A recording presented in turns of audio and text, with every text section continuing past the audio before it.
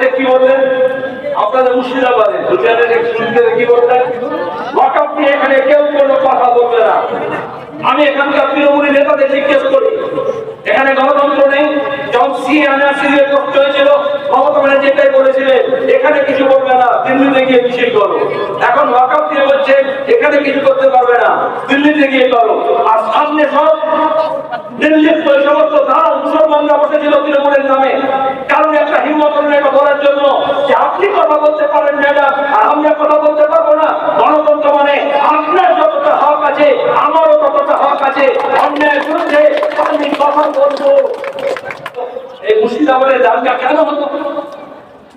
আমরা বললাম দাঙ্গা না, পরিকল্পিত হিংসা বিজেপি আর তৃণমূল।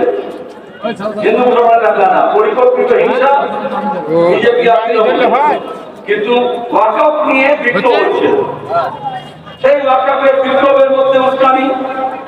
আবার পুলিশ বিজেপিকে বললো পাল্টা মিছিল করো, মমতার পুলিশ বিজেপিকে বললো পাল্টা মিছিল করো গন্ডগোলের সময়, আর তারপরে দাঙ্গা হাঙ্গামা ছড়িয়ে গেল। আর মমতা বললো না এটা ওয়াকফ করে দিল্লি চলে যাও, সে মহা মুশকিল।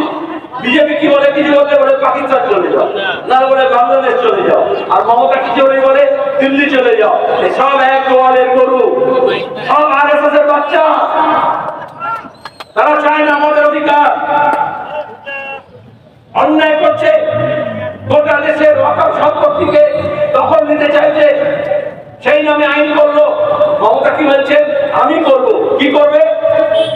তৃণমূলের এমপিরা পার্লামেন্টে দাঁড়িয়ে বিরোধিতা করলো, সুর করে সব বাইরে বেরিয়ে গেল। আক্রান্ত মমতা ব্যানার্জি তৃণমূলের যে এমপিরা ওয়াকফ আইনের বিরুদ্ধে ভোট দিল না তার বিরুদ্ধে ব্যবস্থা দিলেন, বললেন যে তুমি অন্যায় করেছো? বলেননি। এই জন্য আমি মুসলমান ভাইদেরও বলবো আপনাদের সব দায় দায়িত্ব মমতার উপর ছেড়ে দিলে হবে না। যে কার হয়ে দালালি করছে কেউ জানে না।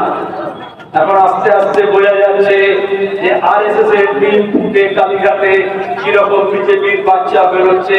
যেমন একটা বাচ্চা শুভেন্দুকে দেখতে পাচ্ছেন, আর একটা বাচ্চা উঠে করছে, আস্তে আস্তে বড় হচ্ছে, দাঁত হচ্ছে।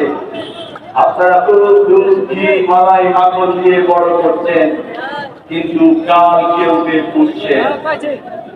কথাবার্তার মধ্যে বোঝা যায়। বিজেপি বললো আমি রাম মন্দির করবো, মমতা কি বললেন? বললেন আমি জগন্নাথ মন্দির করবো। সরকারের